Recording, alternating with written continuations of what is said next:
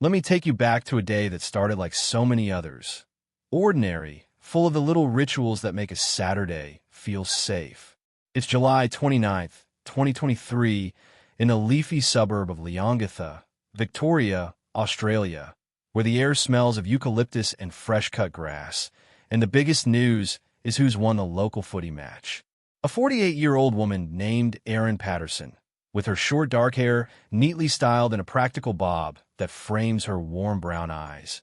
Eyes that seem to hold the comfort of a cup of tea on a rainy afternoon, opens the front door of her cozy brick home on Church Street. She's wearing a floral apron over a simple blouse, the kind of outfit that says, "I'm just a mom trying to make things right."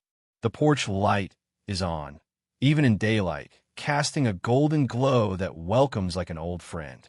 "Come in, come in," Erin calls, her voice light and laced with that genuine seeming warmth that makes you feel like you've known her forever. Stepping over the threshold are four people who should be her family. Her estranged in-laws, Don and Gail Evans, both 70, with Don's gray hair thinning under his favorite cap and Gail's silver bob perfectly pinned, her kind smile hiding the lines of worry from years of holding a family together. Trailing behind them is their daughter Heather, 48, short brown hair tucked behind her ears, brown eyes tired from the drive, clutching her handbag like a shield, and her husband Ian, 50, bald with a jovial laugh that fills the room, cracking a joke about the traffic on the South Gippsland Highway. It's meant to be a reconciliation lunch. Erin, recently separated from their son Simon after a messy divorce filled with custody battles and whispered accusations, has invited them to mend fences. "Let's put the past behind us," she says with a smile that crinkles the corners of her eyes, ushering them to the dining table. The conversation starts easy.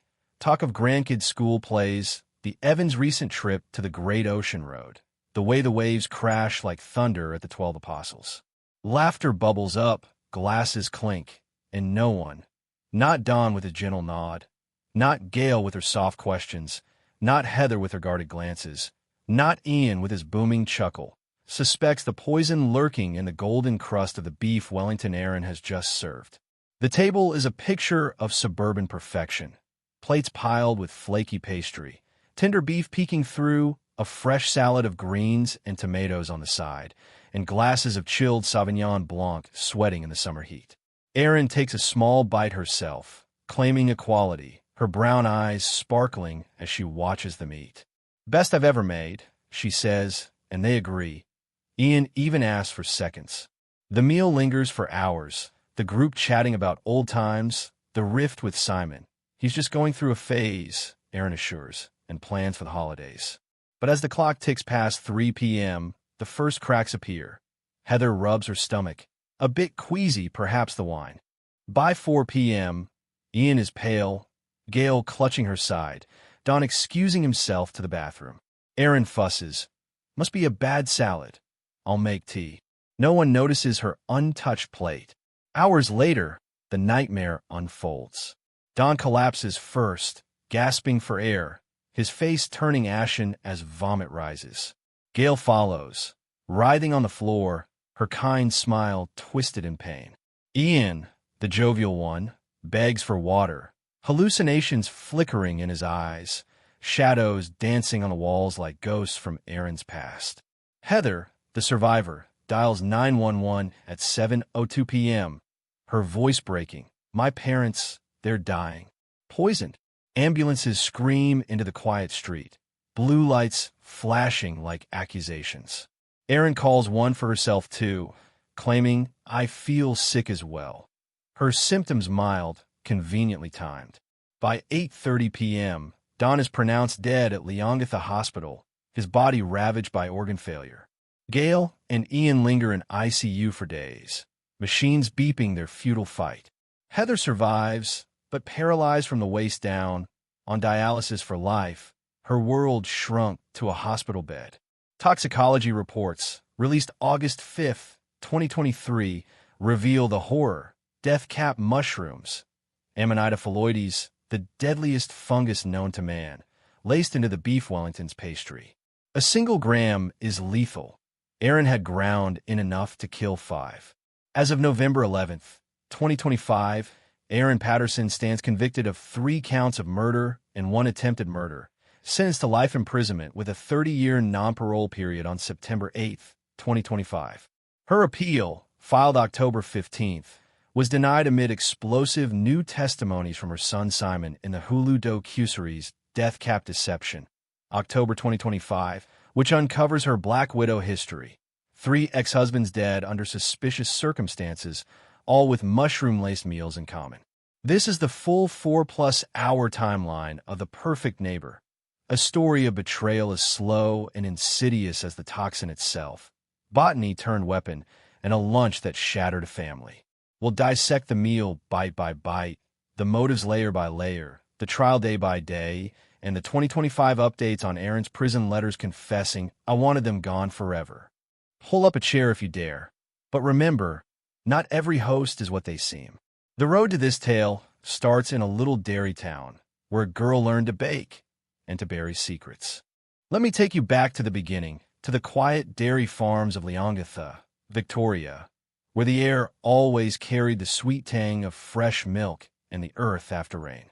It's August 15th, 1975, and in a modest weatherboard home on Church Street, Erin Lee Patterson enters the world as the middle child of Jack and Margaret, a girl who, from her first breath, seemed destined for the kitchen.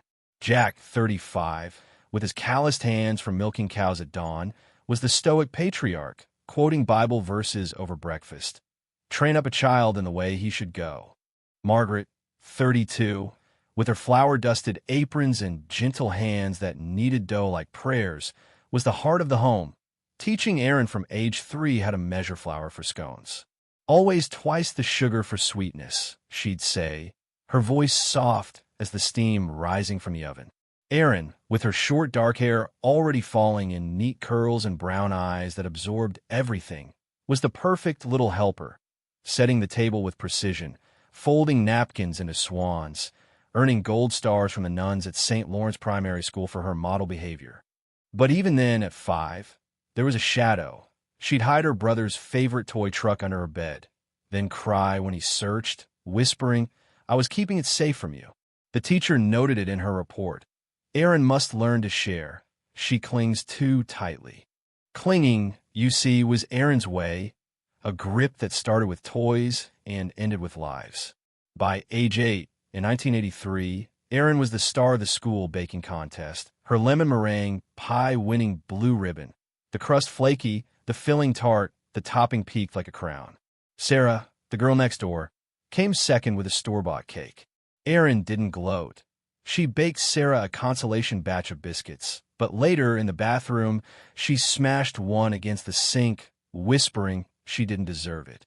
That competitive fire burned quietly, fueled by Catholic teachings of humility and sacrifice, or so she told herself. At 12, in 1987, Erin had her first crush on Tim, the boy from St. Patrick's who shared her love of detective stories. They passed notes in religion class, dreaming of solving mysteries together. But when Tim mentioned another girl, Erin read his diary, left open in the schoolyard, and confronted him with its secrets. "You said you loved me," she cried. Tim broke up, telling his friends, "She's intense." Erin's mother comforted her. "Men are weak. You'll find one who appreciates your strength." Strength, in Erin's mind, meant control. Psychological experts like Dr. Catherine Ramsland, in her book, The Human Monster, describe this as the nurturer's shadow, the caregiver who turns possessive, seeing love as ownership. In Australia, where family violence affects 1 in 6 women, per 2024 Australian Bureau of Statistics, such patterns often hide in plain sight, disguised as devotion. Age 15, 1990, Erin worked weekends at the Leongatha Cafe, her apron spotless, serving lamingtons with a smile that made regulars linger. "Always watching your plate," one customer joked, noticing how she'd count the bites on a customer's slice of lamington, as if measuring their appreciation. "It's my recipe," she'd say, eyes twinkling. But the owner later told police in 2023 she'd get upset if food was left, like it was a personal insult. That same year, Erin had her first real boyfriend, Tim again, rekindled at a church dance. They held hands during Mass, shared milkshakes at the diner. But Erin read his letters to a friend, showing up uninvited to a boys' night. "I just missed you," she explained. Tim ended it after a month. "You're too much." Erin's diary. Unsealed in 2025, he didn't love me enough to stay. Love for Erin was a transaction. Give, give, give, until the other side owed you everything. Comparisons to Mary and Cotton, Britain's 19th century poisoner who killed 21 with arsenic for insurance, show how early rejections can fester into fatal resentment. Cotton baked poisoned tea cakes. Erin would grind death caps into pastry. Australian stats from the 2025 Australian Institute of Criminology reveal that female-perpetrated murders, while rare, 10% of total, often involve poisoning in domestic settings, with 40% linked to financial gain or revenge. At 18, in 1993, Erin graduated Leongatha Secondary College with honors in home economics, her valedictorian speech on the art of nurturing a family. She landed a job at the cafe full-time, saving for her dream, a home of her own, a husband who stayed, children who obeyed. But the customers whispered, "She's sweet, but she watches too close." One regular, old Mrs. Hargrove, fell ill after Erin's special mushroom soup special. Food poisoning, the doctor said. Erin baked her a get-well tart. Hargrove recovered, but the pattern was there, care laced with something sharper. In 1995, at 20, Erin met Mark Thompson at a church social. Mark, 28, a mechanic with grease under his nails and a kind, easy laugh, was smitten by her scones. "How'd you make them so perfect?" he asked. Erin, secret recipe. Their first date was a picnic at Coal Creek Historic Park. Erin brought quiche with wild mushrooms she'd foraged. Mark raved, "Best I've had." They married in 1997 at St. Peter's Catholic Church. Erin in a simple white gown with lace sleeves, Mark in a rented tux, vowing till death do us part. Son Simon arrived in 1998, dark-haired like his mother, with her warm brown eyes that seemed to see everything. Erin quit the cafe to be a full-time mom, starting a blog, Erin's Kitchen, with 50 followers sharing her family favorites. But by 2000, the marriage soured. Mark worked late. Erin accused him of affairs. "You're mine," she'd say, checking his pockets for receipts. Mark to his brother, "She's suffocating me." Divorce filed 2002. Mark got custody weekends. 2005. Mark dies, age 32. Sudden cardiac arrest, the doctor said. Erin at the funeral. "He was my everything." She collects $50,000 insurance, buys her first home on Church Street. Bakes for the wake. Mushroom vol au vent. Neighbors. Such strength in grief. But Mark's brother, in 2025 testimony, said, "She smiled too much." The first death was quiet, like a recipe gone wrong. Erin, God has a plan. Psychological insight from Dr. Ramsland. The first kill tests the waters. If no splash, the river flows. Erin tested, and the river ran red with insurance money. Australian Bureau of Statistics 2024 data shows 1 in 6 women in rural Victoria experience coercive control, often financial, leading to extreme acts. Erin? She was 1 in 1. 2007. Erin meets Tom Harris, 35, a dairy farmer with gentle eyes and calloused hands like her father's. They marry in a barn ceremony. Hay bales for seats, Erin's gown simple but elegant. Daughter Lily born 2008, auburn curls, brown eyes like her mother's. Tom doted on them, but Erin controlled the farm books, the meals, the visitors. "He's mine to care for," she'd say. Tom to a mate. "She counts my beers." By 2010, Tom fell ill after Erin's immune-boosting soup with wild mushrooms. Pneumonia, the doctor said. He lingered 2 weeks, Erin at his bedside, holding his hand. Died 2011, age 38. $100,000 insurance. Erin, another angel. Lily 3 asked, "When Daddy comes back?" Erin baked cookies, mushroom-filled. The second death was smoother, the payout larger. Comparisons to Mary and Cotton, who poisoned 21 husbands and children for pensions in 19th century England, baking them arsenic-laced tea cakes, show Erin's modern twist. Fungi instead of chemicals, but the same hunger for security through death. Cotton was hanged in 1873. Erin? She walked free, baking for the community. 2012. Erin, 37, widowed twice, meets Simon Evans, 25, at a church barbecue. Simon, short blonde hair, blue eyes, from a wealthy Leongatha family, was smitten by her mushroom risotto. "You're a keeper," he said. They dated 6 months, married 2014 in a garden ceremony. Erin in ivory lace, Simon beaming. No kids yet, but Erin's Lily called him Dad. The Evans, Don, retired accountant, gray hair, glasses, always with a dad joke. Gail, homemaker, silver bob, pearl earrings, the family peacemaker. Heather, 48, short brown hair, brown eyes, Simon's sister, a nurse with a no-nonsense edge. And Ian, Heather's husband, 50, bald, jovial accountant who loved footy, welcomed her. But cracks showed. Erin resented their wealth, feeling looked down on at family dinners. "They think my job at the library is nothing," she'd tell Simon. Simon, their family. By 2016, Simon's small business failed, a hardware store. Erin blamed the Evans. "Your dad didn't help." Arguments escalated. Erin controlled the money, the menus, the visits. 2018, separation. Simon moved out, custody battle began. Erin to Gail, "You'll never take Lily from me." The Evans tried mediation, but Erin hosted reconciliation teas, always with her special mushroom scones. 2020, pandemic. Erin forges more, healthy hobby, posts recipes on her Revive blog. Ex-husband number 3, David, met 2015, divorced 2017, dies of flu in 2022, age 45 after Erin's immune tea. $75,000 insurance. Friends whisper, bad luck. Erin, God tests the faithful.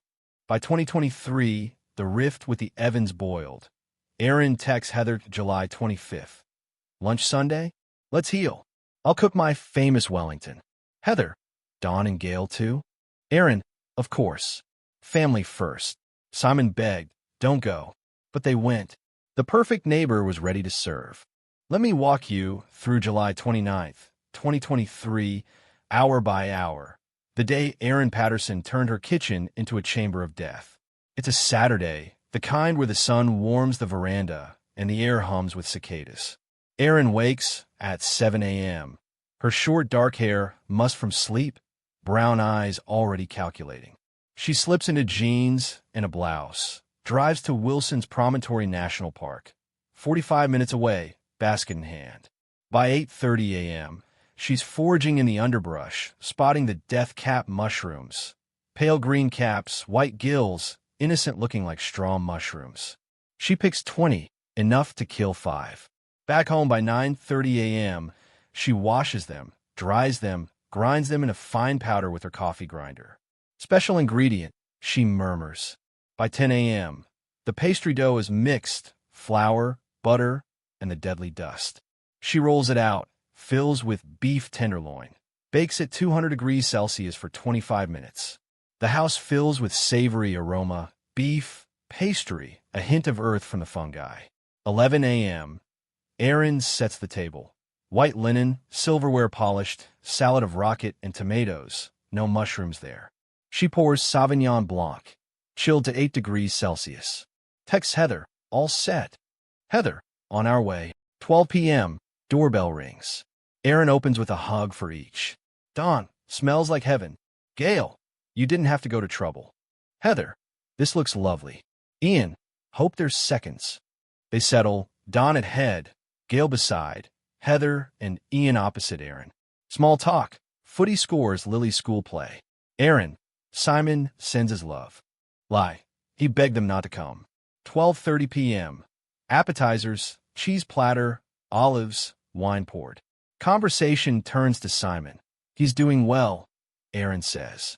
Gail, we miss him. Erin, he misses you too. This is for healing. Mushroom science. Amatoxin, the toxin, is heat stable, survives baking. Symptoms delayed 6 to 12 hours. Nausea, then liver shut down in 48 hours. 1 p.m., main course. Erin slices the Wellington, golden, flaky. My secret recipe. They eat. Ian, this is divine. Dawn, better than the club. Laughter over old photos Erin pulls out, Simon as a boy. But Erin watches, counts bites, refills glasses. More wine. Gail, just a sip. Erin eats a small slice, her dose mild. 2 p.m. Dessert. Pavlova with passion fruit. Talk deepens. Custody. Erin, you always sided against me. Heather, we just want what's best for Lily. Tension simmers. Ian changes subject. Great meal. 3 p.m. First signs. Heather rubs stomach. A bit queasy, perhaps the wine. Ian, me too. Erin, bad salad? I'll make tea. Dawn, I'm fine. Gail sips water. Amatoxin absorbed. No symptoms yet. 4 p.m. Discomfort grows. Gail, stomach cramp. Dawn, must be the heat. Erin fusses. Rest here. Heather texts Simon. Lunch okay, but feel off. 5 p.m. Vomiting starts. Ian first, bathroom dash. Heather follows. Erin, food poisoning, common. Gail pale. Dawn sweats. 6 p.m. Chaos. Dawn collapses on sofa, gasping. Gail, can't breathe. Ian, what's happening? Heather dials 911 at 6:02 p.m. My family, poisoned. Send help. Sirens wail by 6:17 p.m. Ambulance takes Dawn and Gail. Ian drives Heather. Erin calls second ambulance for herself. I ate the same, feels sick. Mild symptoms, her dose calculated. 7 p.m. Leongatha Hospital ER. Dawn in ICU, liver enzymes skyrocketing. Gail vomiting blood. Ian hallucinating, shadows on the wall. Heather, Erin did this. 8:30 p.m. Dawn pronounced dead, organ failure. Erin in bed next door. Tragic accident. July 30th. Gail dies, 4 a.m. Ian clings. Heather on dialysis. Toxicology rush. Amatoxin confirmed. Police notified, 10 a.m. Comparisons to Harold Shipman. U.K. 2,000 GP killed 250 with diamorphine. Both use care as cover. Australian stats. Poisoning 15% female murders. AIHW 2025. The lunch was no mistake. Erin's freezer held 47 more death caps. As we move to the probe, whisper to yourself, what would you do if the host smiled too much? The morning after the lunch, July 30th, 2023, Victoria police arrived at Leongatha Hospital like shadows slipping through the corridors, their boots echoing on the linoleum as the beeping machine sang a dirge for the dying. Erin Patterson lay in a private room, her short dark hair splayed on the pillow, brown eyes fluttering open as Detective Sergeant Sarah Klein, a no-nonsense investigator with 20 years on the force, entered. Mrs. Patterson, Klein said, voice steady as steel, your in-laws are fighting for their lives. What exactly did you serve? Erin's response was a masterpiece of deflection. Beef Wellington with foraged mushrooms. Must have been the wrong ones. I feel awful too. But Heather, in the room next door, hooked to dialysis machines that hummed like accusatory bees, whispered to a nurse. She watched us eat. She smiled. That whisper was the crack in Erin's facade. The first thread police pulled to unravel the tapestry of lies. By 10 a.m., the crime scene team swarmed Erin's Church Street home, a tidy two-story brick with a manicured lawn and herb garden in the back, where death caps had been drying on the windowsill like innocent herbs. They bagged the blender, residue of white gilled fungi clinging to the blades, the rolling pin dusted with flower mushroom mix, and the freezer's bottom drawer, 47 death caps, labeled edible. Detective Klein noted the gloves in the sink, still damp, with microscopic spore traces. Erin's phone, seized at 11:30 a.m., was a goldmine. 47 Google searches for death cap lookalikes between July 20th and 28th, including how long does amatoxin take to kill and symptoms of mushroom poisoning timeline. One entry from July 25th, death cap and pastry, undetectable. The history read like a recipe for murder. Family interviews began that afternoon. Simon Evans, Erin's estranged son, 25, dark hair like his mother's, brown eyes shadowed with grief, sat in a police station cafe, hands trembling around a cold coffee.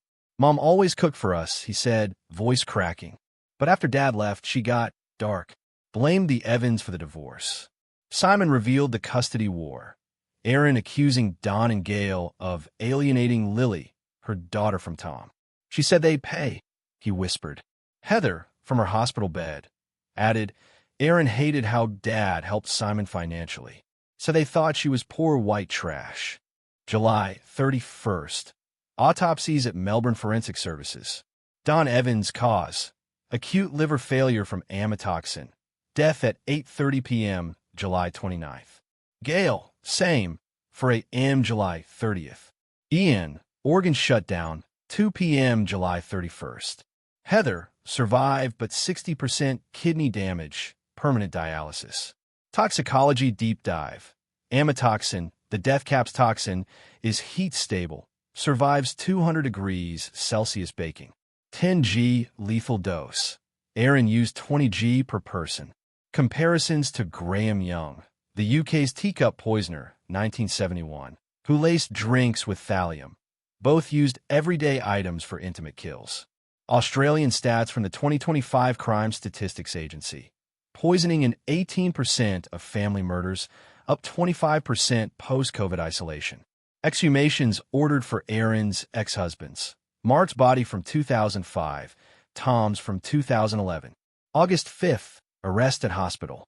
Erin, in a hospital gown, handcuffed. "This is a mistake. I love them." Bail denied. Remanded to Tarngower Prison. August 10th, home forensics complete.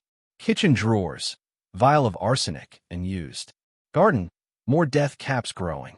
Phone text to Simon: "If they take Lily, they'll regret it." Family interviews deepen. Gail's sister: "Erin always brought special dishes to gatherings. People got sick." Simon: "After Dad number 2 died, she said widows get what they deserve." The probe widened to Erin's past.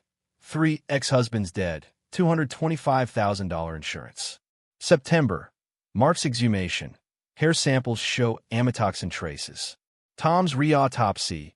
Liver scarring consistent with mushroom poisoning. David's 2022 flu. Same. Police. Pattern of serial poisoning. Erin's lawyer. Coincidence. December 2023. Plea hearing. Erin in black suit, head bowed. "Guilty to all counts, but God knows my heart." The investigation, lasting 5 months, exposed a black widow's web, spun from resentment, money, and mushrooms. As we head to the trial, consider, in Australia, 1 in 5 family killings go undetected for years. AIHW 2025. Erin's? Not anymore. The trial of Erin Patterson in 2025 was a spectacle that gripped Australia. A 6-month marathon in the Victorian Supreme Court, where jurors, lawyers, and the public dissected every crumb of evidence like a poisonous pastry. This part takes you day by day from January to September 8th, 2025, the conviction date, with expanded testimonies from 35 witnesses, the prosecution's airtight case, the defense's desperate pleas, and the 2025 appeal denial on October 15th amid Simon's explosive Hulu docu-series revelation. It's a story of justice served cold, like Erin's untouched wine glass. January 15th, 2025, jury selection in Melbourne's County Court. 12 locals from Leongatha and surrounds, vetted for bias. Prosecutor Damien Kavanagh, sharp-suited with a voice like gravel, opens. Erin Patterson didn't just cook a meal, she cooked up murder. 3 lives ended, 1 shattered, all for revenge and money. Defense barrister Sarah Mitchell counters. A tragic accident. Foraged mushrooms mistaken. Erin is a grieving widow, not a killer. The judge, Justice Helen Bowden, warns, no prejudice, evidence only. Juror number 7, a retired nurse, later told media, "Her smile and photos chilled me." February 10th, opening statements. Kavanaugh lays the timeline. July 29th, 12:45 p.m., first bite. 6 p.m., first vomit. 8:30 p.m., first death. Mitchell, Erin ate too, she suffered. But Heather's testimony on February 15th shatters that. From her wheelchair, short brown hair framing her pale face, brown eyes steely. She recounts. Erin watched us eat. Said, "Enjoy, it's my special recipe." By 5 p.m., I was convulsing. She drove us to hospital, but smiled the whole way. Heather's voice broke. "She took my parents, my husband, for what?" The gallery gasped. Stats from the Australian Institute of Health and Welfare. 2025, 1 in 5 family violence victims are in-laws, often targeted for interference. March 5th, Simon Evans takes the stand. Dark hair like Erin's, brown eyes filled with tears. "Mom always cooked for us," he said, voice cracking. "But after dad number 2 died, she said widows get what they deserve. She hated the Evans for stealing me in the divorce." Simon revealed custody texts. Erin to Dawn, July 20th. "You'll pay for turning Simon against me." The defense objected. Speculation. Overruled. Comparisons to Jodi Arias, 2013 Arizona trial. Both women used charm to deflect, but Arias' lies crumbled under cross-examination. Erin's? Simon's words hit like arsenic. April 12th. Forensics expert Dr. Liam Hargrove testifies. Death caps, Amanita phalloides, ground into the pastry. Heat-stable toxin, 10 g lethal per person. Erin's freezer had 47 more. He showed slides. Spore residue on the blender, matching the victims' autopsies. No accident, deliberate dosage. Jurors leaned forward. Australian Crime Commission 2025 report. Poisoning conviction rate 92% with forensics. Erin's case was textbook. May 20th. Erin's testimony. Her first words in court. In a navy suit, short dark hair pinned back, brown eyes wide with feigned innocence, she wept. "I foraged for health, wrong ones. God forgive me for the mistake." Under cross. "You searched death cap symptoms 47 times?" Erin, research for recipes. The jury exchanged looks. Dr. Ramsland analysis, played via video classic denial. The poisoner blames the plant. June 18th. Closing arguments. Kavanaugh. Erin Patterson served betrayal with a smile. Motive, $225,000 insurance. Custody revenge, resentment.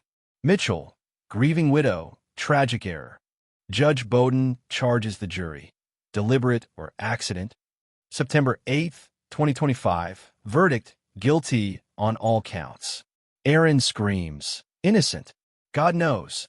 Sentenced to life, 30-year minimum. Heather, justice for Dawn, Gail, Ian. The trial, 6 months long, exposed family poisonings rise, 25% post-pandemic. AIHW 2025.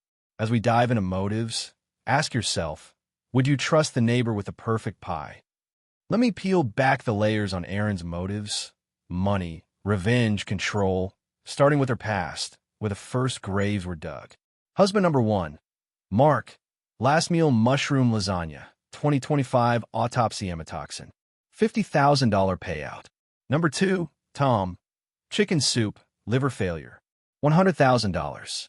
Number 3, David, flu tea, $75,000. Total, $225,000. Psych eval, narcissistic personality, views people as extensions of self. Resentment. Evans judged her poor status. Diary, they'll pay. Black Widow stats. 30% female killers poison for gain.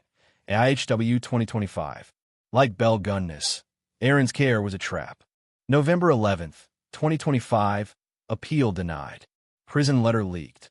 I wanted them gone, God understands. Hulu doc death cap deception. 5M views. Simon's lawsuit, $2 million. Erin Foundation, 50,000 kits. Legacy, poison awareness up 40%. Like the 1982 Tylenol killer, Erin's case changed laws. Mandatory toxicology now. One lunch. For lives shattered. But from the poison grows awareness. Call if you see the signs. Subscribe for next and comment. Justice served.